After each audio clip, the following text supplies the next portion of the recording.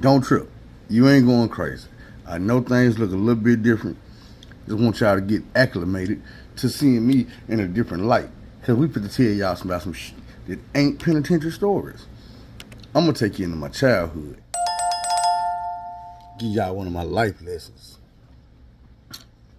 Give y'all a life lesson about this thing they call Mary Jane. Now, to set everything up, I'm gonna tell you. The life lesson is given by my brother mama, Miss Vicky. My brother is my homeboy. But down here in the South, when you got a homeboy like this, y'all locked in, it's more of a brother.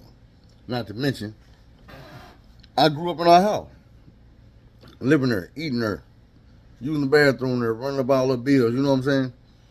So, another thing is, I'm a big boy crippin'. Little bro ended up being a blood once his family came down here, because his family is from Sacramento, Valley High, and Oak Park. So when they came down here, I can't hate. He linked up with family and got to get his blood on. So we used to still kick it. It wasn't never no thing. Like, we never stopped kicking it. Wasn't no games gonna stop there. We got into a bunch of fights and stuff, but we never stopped kicking it. Now,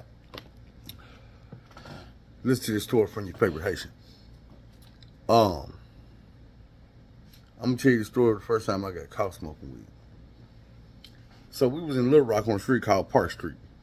If you from Little Rock, you know Park Street is famous for the Park Street Pyrus. It's right across the street from Central, which we call it Blood Central. Yeah, the same Central from the Little Rock 9. That's Blood headquarters. So, cool with them cousin, which is my cousin, Wally and OJ, Ain't Sonya.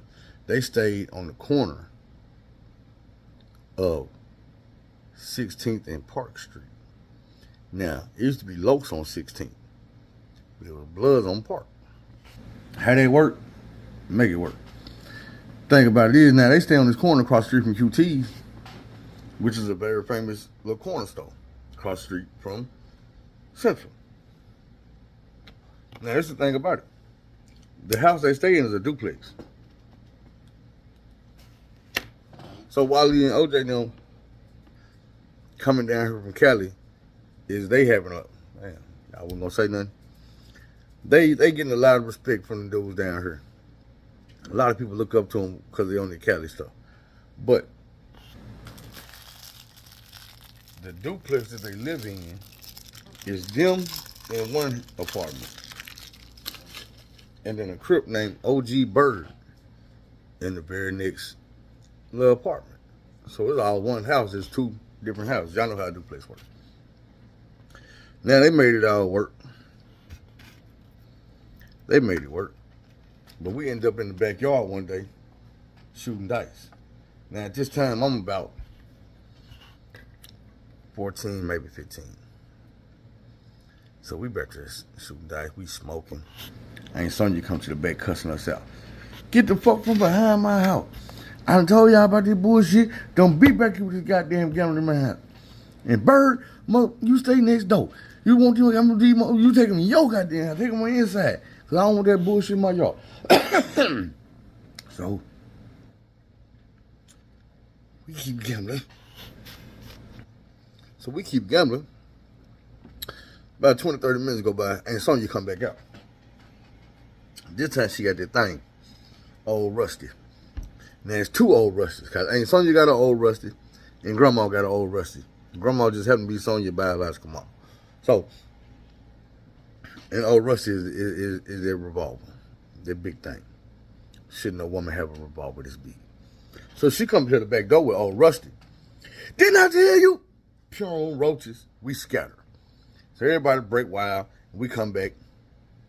But instead of gambling in the backyard, we all ease off in Bird crib. Now in Bird crib, it's a typical bachelor crib, gangbanger / maybe a trap house. Ain't no furniture in here, so the whole living room just naked, and we in this thing, big old circle, Bloods and Crips, like that, gambling. smoking big boy. So when we get done, get broke for our little bucks, it's time to go back in the crib. So for some reason, ain't no some reason, OJ rest in peace, OJ went through the back door, told us, man, don't come through the back door. Y'all go around the front. We don't need to all be coming through the same way. We ain't know that everybody on the front porch. So me and Cool, which is little bro, we ease up around to the front and we coming up the steps. And Miss Vicky like, baby, y'all hungry? And we're like, yeah, we hungry. She like, all right, it's a bucket of chicken in there on the kitchen counter. Y'all go in there and fix y'all some food. And we like, bet, no, we got the munchies. We like, man, bet, that's right on time. We looking at each other like, nigga. We fall up in the house. Flying through the house. Get to the kitchen. Chicken, hold on. In the refrigerator. Ain't no chicken in the refrigerator. In the microwave. There ain't no bucket of chicken. Man, it's a bucket of chicken around here somewhere. We missing it. Man, look at the stove. You know, nigga, we black. People put stuff in this. Nothing in the stove. Go around the house with the kids. You know, hey, man, y'all, what y'all do with the chicken? What chicken? What chicken? We y'all got some chicken. Don't worry about it. Hey, man, what a chicken? We got. So we go back to the front. Mom, we don't see the chicken.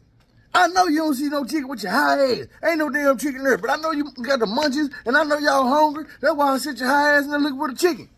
You like, what? So you done caught us smoking, and we don't get no chicken? We like, man, it's cool you caught us smoking, we in trouble, but we gonna stop and get some chicken though, right? Cause we hungry. So we get in the car. And she had a Zuzu Trooper. Kind of like a, you know how it's like a Land Rover. We piled up in the Zuzu Trooper. We riding back to the house. And she like, look, I can't tell y'all not to smoke. Because y'all getting to the age where y'all gonna do what you want to do anyway. But all I can tell you is, it ain't what you do, it's how you do it. So we listening, you know what I'm saying? Because Miss Vicky was the type of parent where she was young. And we knew she was up on game. She was out there. We knew she knew what she was talking about. So we used to listen to her. She wasn't one of them old type of parents who were like, man, she don't even understand what we going through now. She was out there in the streets. So we listening. And she like, man, look, it ain't what you do, it's how you do it. If you going to smoke, you need to be able to buy your own weed. If you're going to smoke, you need to be able to roll your own weed. Don't be out here smoking shit nobody else roll. So we like, yeah, all right, whatever. We just glad we ain't finna get no ass whooping. I'm smoking. So while we riding, she like, y'all got some weed? At first we like, but then we like, yeah, we got some. You got some cigar? Yeah, we got some. All right. So we riding. It take us probably about 25 minutes to get to the house. So we finally get to the house. We go in the house.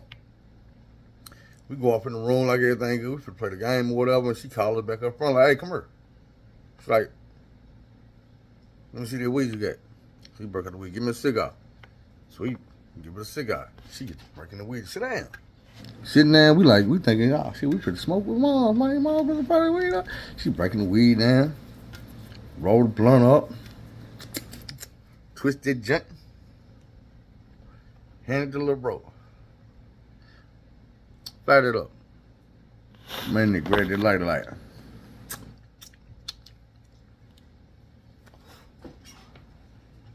Wow. Look how you say. Slow motion. What I just tell you? Don't be smoking. Nigga, ain't what I told you. What I tell you? And he's sitting there like, and I'm like, damn, boy, I'm just thinking, I'm glad she ain't smacked me. I'm glad I'm over on this side. I just told you, if you gonna smoke weed, you roll your own damn weed. Don't be smoking shit somebody else rolled. First thing you do is come in here and watch me roll a blunt and you start smoking on it. I don't care if it's your mama, your daddy, your grandma. Don't be smoking nobody else's weed. Roll your own shit. And I ain't gonna say some people, but some people won't understand that. My thing is, it was harsh, but she did it in a way where you never gonna forget that lesson. You always gonna think when it's time to smoke,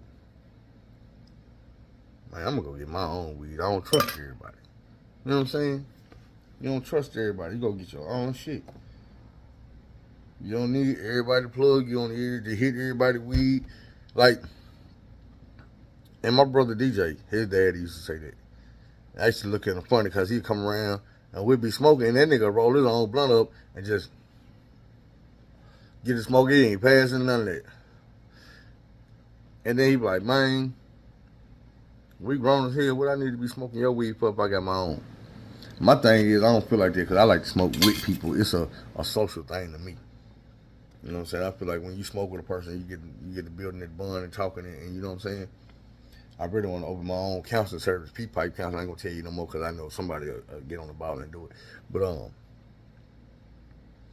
just, you know what I'm saying? Life lessons. Dude, daddy used to be, that's how he is. He like, man, I don't smoke with niggas. I don't hit niggas weed, none of that. I smoke with a dude, but I'm not fit to just be sitting around smoking off of you. You know what I'm saying? I'm not fit to be sitting around smoking your weed. I ain't got my own. Now, if I ain't got none and we smoking, I ain't got none and we smoking. This light in my damn face look like there's something in my damn eye. I just want y'all to see your clear. That's just my skin here. I'm glistening a little bit, just a little glisten. And that's all I want to stay big. And I don't want her long. Since it's educational purposes. I'm gonna take this a little bit. Well, okay, a big bit.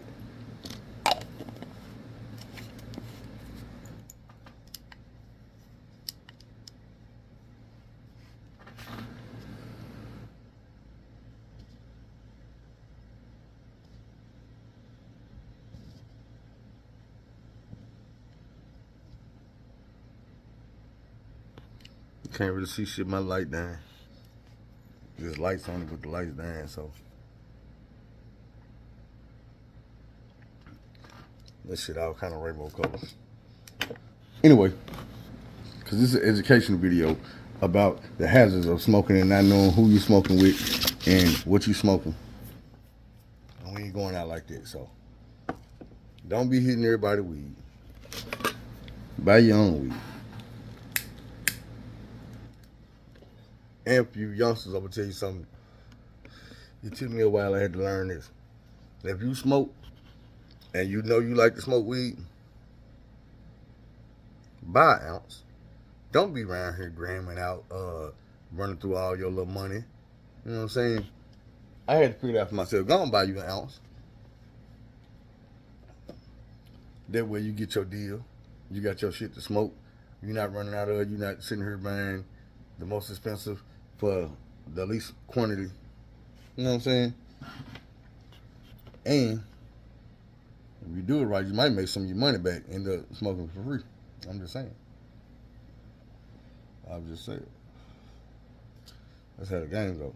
I always think about how to come up off something. Everything is a hustle because the person who gave it to you made some money off of it. I'm just saying. If somebody hands you something and you know they just made some money off of it, why do you use it all up instead of making you some of your money back? Anyway, Miss Vicky taught us that lesson. That wasn't. Well, I had been smoking for a minute, but that was my first time getting caught by somebody who was actually gonna sit me down and talk to me about what I was doing in the streets and try to tell me a grown way to handle my business. Most adults would just tell you, you don't need to be doing that. Yeah, don't do that. And I even tell my mama, like, man, look, the worst thing that an adult can tell a child is because I said so. I'm going to break this down for you real quick, real simple, make it real sweet. If you tell your child, don't go over here and play in the street, and he say, why? And you say, because I said so. His reaction is going to be, okay, because you said so.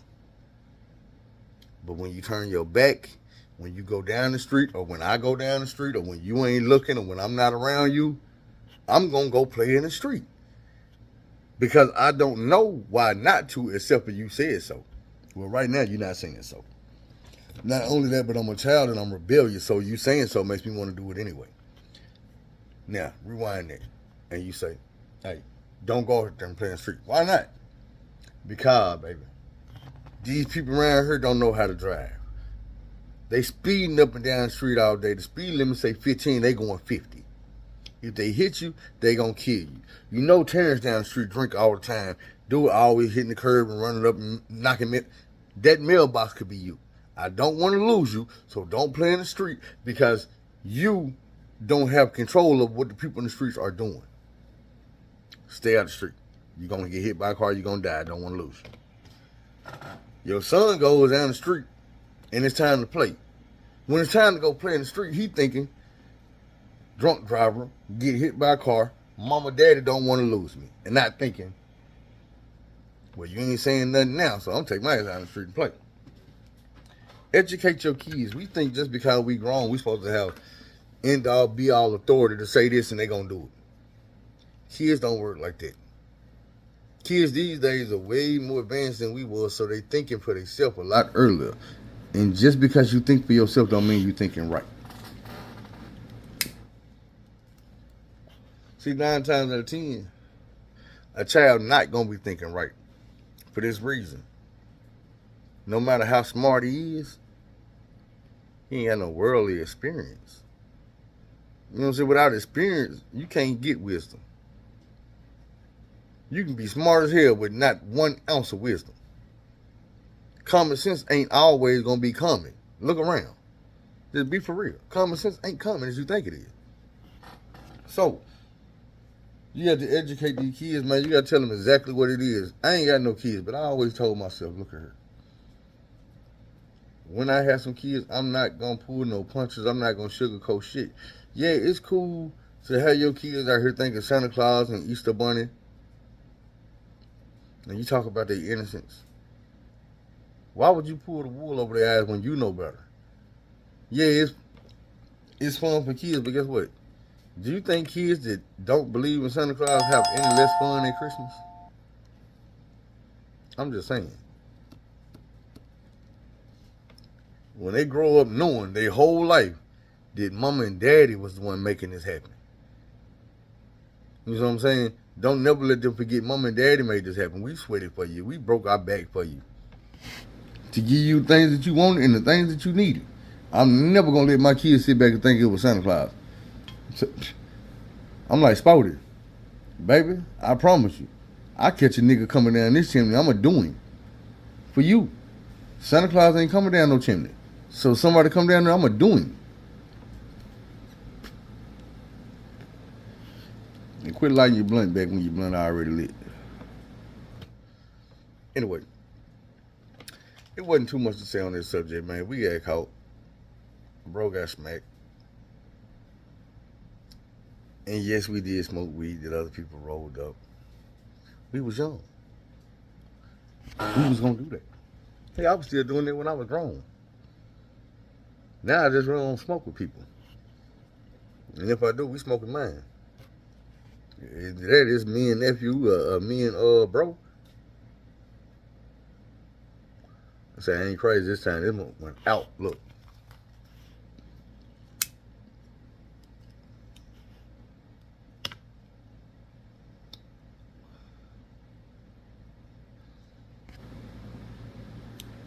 But it tastes good though. Anyway, I don't know. I ain't really feeling too impressed with this video. I might scrap it and do another one. But I want to give y'all something for today. I'm coming clean. I'm coming to the end.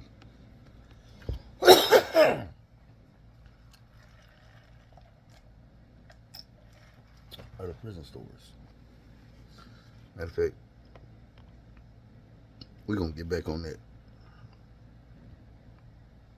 All right, I'm gonna give you the story of the way I got my name Feel Good. It started out in Dixie. Now Dixie is a community in North Little Rock. It ain't a gated community, but it might as well be. It's 2 ways in, 2 ways out, and they both on the front street. So once you come in, you in. Police don't really like coming back here because once they in, and the people that's back here been back here all their life. They grandfathered in. They really don't play that. You come in here with that bull. They police their own. So it's that type of environment. Anybody from North Little Rock, well, I ain't gonna say Little Rock because y'all, I ain't gonna call you scary, but ain't too many people from Little Rock ever been up in Dixie. Come on now, be for real. Y'all scared to come to North Little Rock. I know you ain't been to Dixie. There's people in North Little Rock scared to go to Dixie. So we at Dixie, and I'm in Grandma's house. So one thing about Grandma is Grandma a G. She a gangster, and this what she do to me. I told Grandma, I'm like, Grandma, I need a cigarette. Let me get a cigarette. And she like, all right, give me a minute. Go outside up under the tree and wait for me. I'll be out there in a minute. Now, keep in mind, it's about 100-something degrees outside. It is about 100-something degrees outside. Literally, this is Arkansas. So when I say 100-something degrees, it might be 100, might be 115. It's 100-something. It's hot as hell. So I'm outside up under this tree, and I already know what she's doing. She want me standing out here in this heat, punish me, make me wait on this cigarette because she don't like giving these cigarettes up. Okay, cool. It's only 100-something. We gonna be all right. So after about 5-10 minutes, she slide outside, and she got a glass in his hand and a cigarette in the other hand. So she come outside like this. I'm like, what's that? She's like, don't worry about what it is. Down it. I'm like, she's like, down it. So I turn it up and it's liquor. It's burning. It's hot. Ain't no ice. I'm like,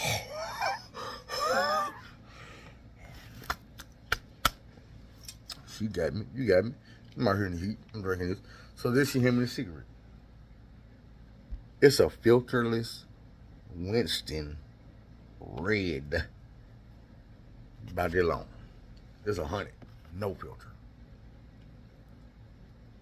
I'm out here for a cigarette. I got a kick in my damn chest. I'm sweating. I don't know when I say I'm sweating, I sweat a lot. I got fans on me right now, y'all probably hear them. But man, I'm dripping, I'm drinking. Whole sweat, whole shirt sweated up, everything. And she got me out here on this little cigarette. On this drink. I don't know if it was, I think it was whiskey.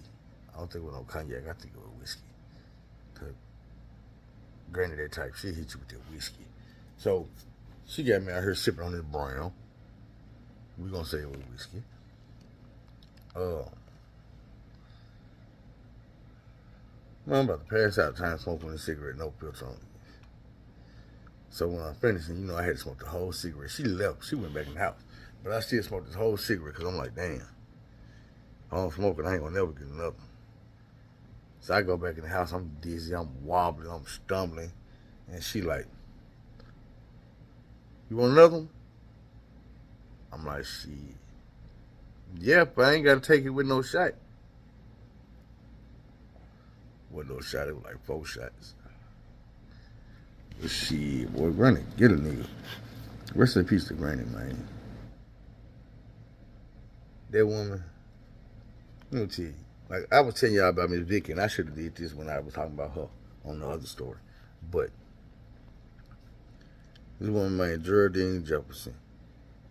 That's my granny, bro. Like, she ain't no relation to me, but the day she met me, the day I met her, that was my granny that day. The same way Miss Vicky met me and brought me in her house and started treating me like her biological child, the day she met me, her mama did me the same way. When I tell you, man, I don't remember a time that I went to this woman's house and she didn't make me sit down and eat. I done been over there sleeping in her house and she come wake me up. Hey, take them clothes off, boy. We don't sleep ready to roll over here. And I'm like, it ain't even about sleeping ready to roll, but I'm in your house and this ain't my, boy, this your house. Get comfortable. Take them clothes off. That was the first day I was spending the night over there. And shit. I mean, that's just what it was. And when I tell you that was plain, I met her, I was in the 8th grade. She passed in 2020.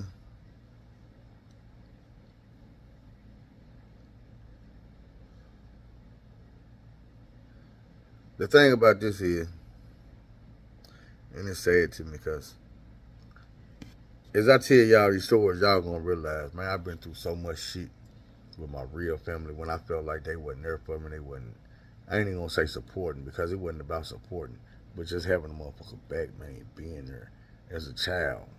Not even, I ain't even talking about the prison stuff. I'm talking about as a child when I really couldn't do it for myself. I felt like they wasn't there.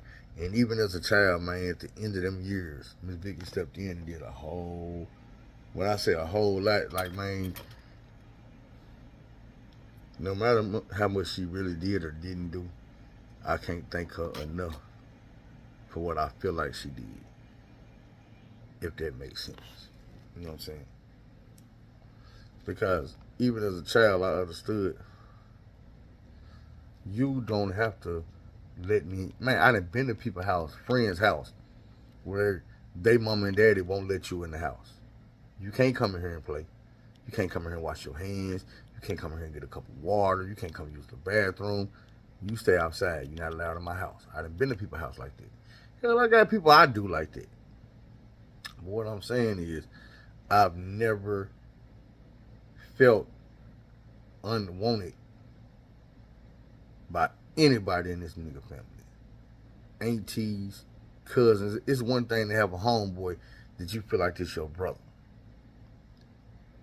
It's another thing to have a homeboy that you feel like this your brother, but his mama call you her son. Like when she run into me in the grocery store or in the gas station and she with somebody, she introduced them like, hey, this my son. His brothers and sisters, hey, that's my brother right there. That's my big bro. You know what I'm saying? His aunties, that's my nephew. Dude got cousins out of state that come down here and look for me. You see what I'm saying? Because that's my family. Like, we really is family. And it's another dynamic that happened later on. I'm going to have to tell y'all about when I get to talking about DJ. Like I say, I'm just recording this shit right now to record something. I don't even know if I'm going to upload it. So, I might not.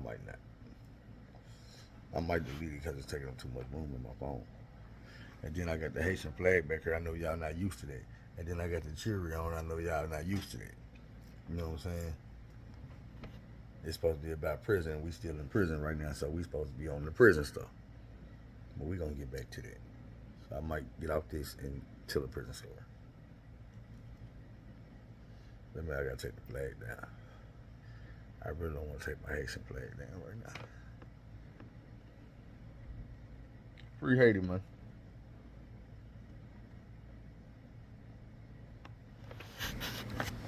Big Z, it's all life. Do it the long way, not the wrong way.